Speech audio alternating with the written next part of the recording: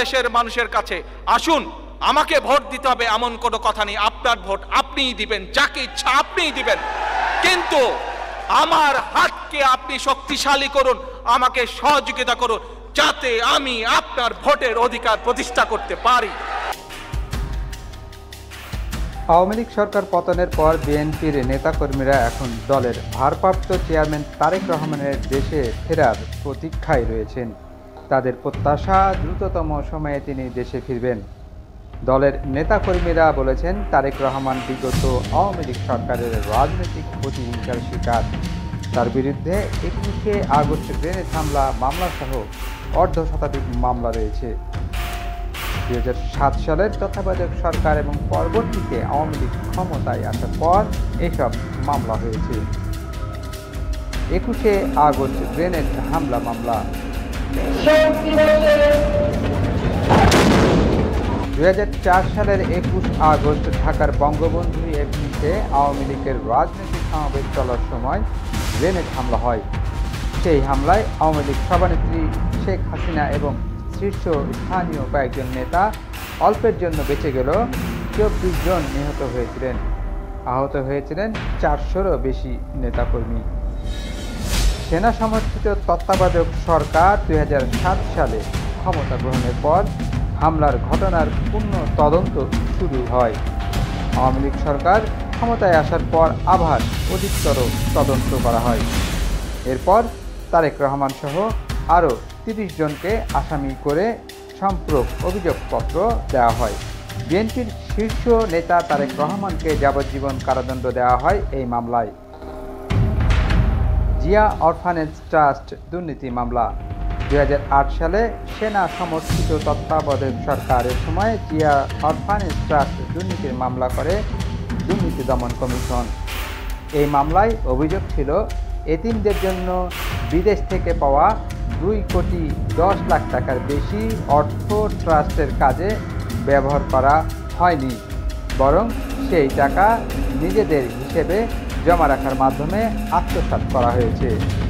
এই মামলায় বিএনপির চেয়ারপারসন খালেদা জিয়াকে 5 বছরের কারাদণ্ড দেয় বিচারিক আদালত। একই সঙ্গে তারেক রহমান সহ অন্য 5 আসামিকে 10 বছরের কারাদণ্ড দেওয়া হয়।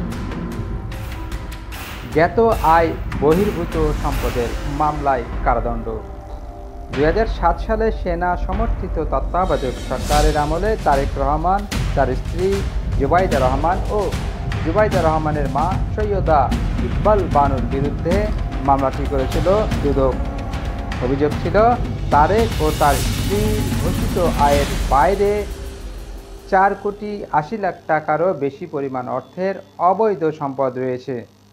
গত বছরের 2 আগস্ট এই মামলায় তারেককে 9 বছরের এবং স্ত্রী জুবাইদা রহমানকে 3 বছরের কারাদণ্ড দিয়েছে ঢাকার একটি আদালত। অর্থ পাচার মামলা, 2013 সালের 17 নভেম্বর সিঙ্গাপুরে অর্থ পাচারের একটি মামলায় ঢাকার একটি আদালতে তারেক রহমানকে খালাস দেয়। ওই মামলায় তারেকের বন্ধু ও ব্যবসায়ী গিয়াসউদ্দিন আল মামুনকে 7 বছরের কারাদণ্ড দেওয়া হয়। মানহানির মামলায় দণ্ড, 2014 সালের লন্ডনে এক সমাবেশে শেখ মুজিবুর রহমানকে রাজাকার ও পাক বন্ধু উল্লেখ করে তারেক রহমান নানা অবমাননার কটূক্তি করেন বলে অভিযোগ উঠে। এইসব অভিযোগ এনে সেই সময় নড়াইলে তার বিরুদ্ধে মানহানির মামলা করেন মুক্তিযোদ্ধা শাহজাহান বিশ্বাস। ওই মামলায় 2021 সালের 4 ফেব্রুয়ারি তারেক রহমানকে 2 বছরের কারাদণ্ড দেন নড়াইল আদালত। শুধুমাত্র ঢাকার আদালতে মানহানির অভিযোগে কমপক্ষে 10টি মামলা বিচারাধীন রয়েছে। রাষ্ট্রদ্রোহের মামলা, তারেক রহমানের বিরুদ্ধে রয়েছে রাষ্ট্রদ্রোহের মামলাও।